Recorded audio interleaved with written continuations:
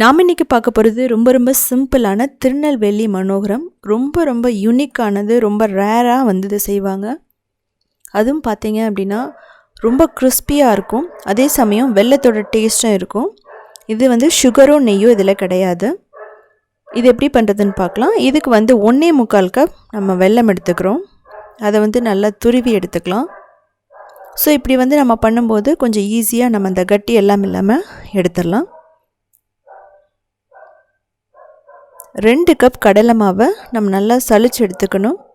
அதில் வந்து கட்டியோ லம்ஸோ எதுவுமே இருக்கக்கூடாது. இது பார்த்திங்க அப்படின்னா ஸ்வீட் செய்ய தெரியாதவங்களே ஈஸியாக பண்ணிடலாம்.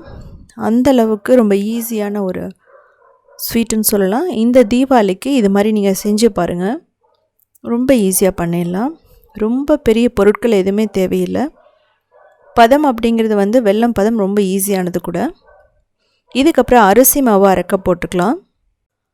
இதில் பார்த்தீங்கன்னா நான் ஆர்டிஃபிஷியல் கலர் எதுவுமே ஆட் பண்ணலை.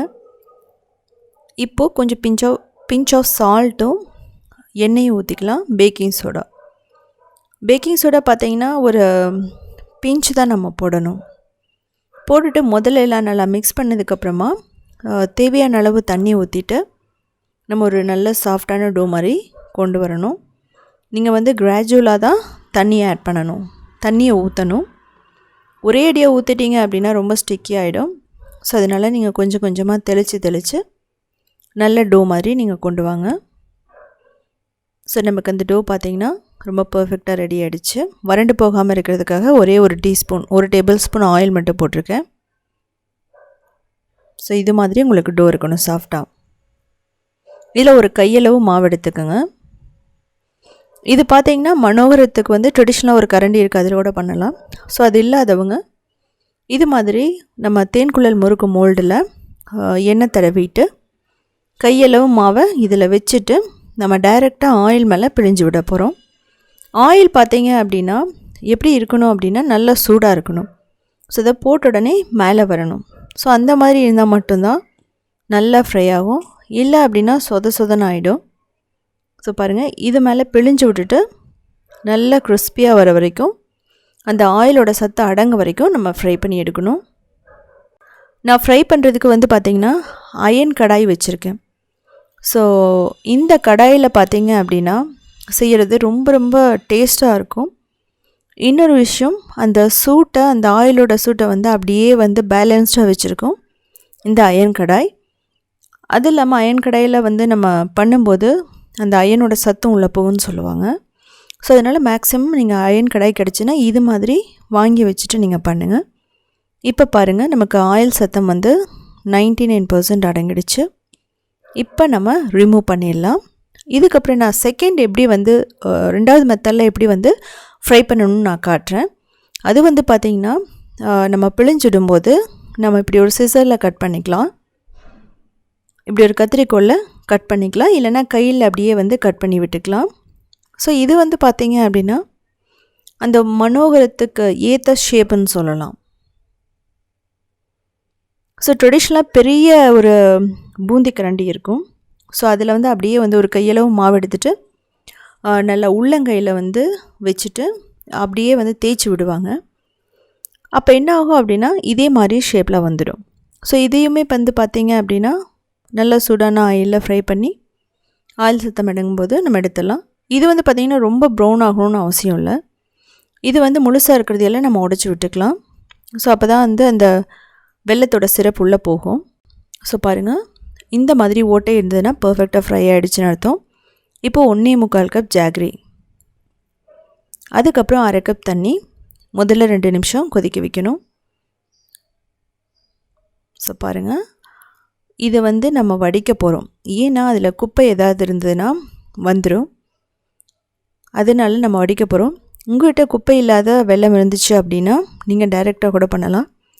எனக்குமே வந்து பார்த்திங்க அப்படின்னா இந்த வெல்லத்தில் ரொம்ப வந்து தூசெல்லாம் எதுவும் இல்லை. இப்போ வந்து நம்ம திரும்ப ஊற்றிட்டு இது வந்து எந்த அளவுக்கு வரணும் அப்படின்னா ஒரு சாஃப்டான பால் மாதிரி வரணும்.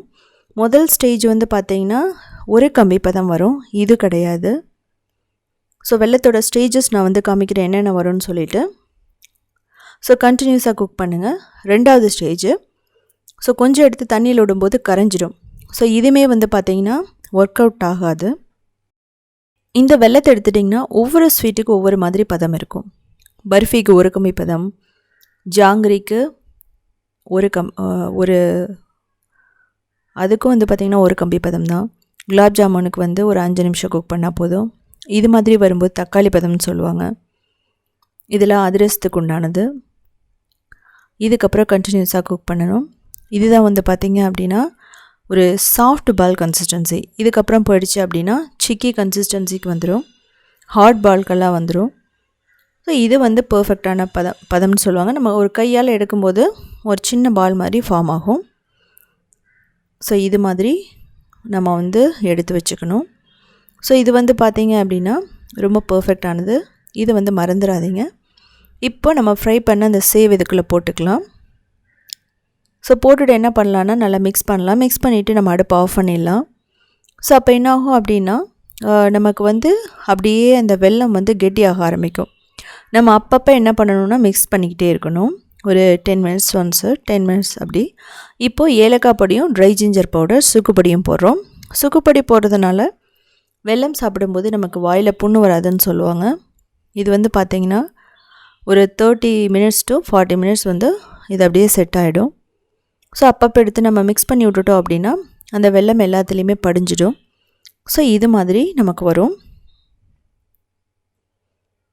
நல்ல ஜூஸ் எல்லாமே உள்ளே இறங்கியிருக்கும், கிறிஸ்பியாக இருக்கும். இதில் முக்கியமான விஷயமே மனோகரம் வந்து கிறிஸ்பியாக இருக்கணும், ஜூஸ் உள்ளே இறங்கியிருக்கணும், அதே சமயம் சொதன்னு இருக்கக்கூடாது. ஸோ இதுக்கு தேவையான பொருட்கள் நான் கொடுத்துருக்கேன். நீங்கள் எக்ஸாக்டாக அதே மாதிரி பண்ணுங்கள். ஸோ பண்ணிவிட்டு இந்த தீபாவளிக்கு எப்படி இருந்துச்சுன்னு சொல்லிவிட்டு நீங்கள் வந்து கமெண்ட் பண்ணுங்கள். இதிலேயே சுகர்லேயும் பண்ணலாம். நான் அதையும் கூடிய சீக்கிரமாக சுகர் கருப்பட்டிலையும் நான் வீடியோ போடுறேன்.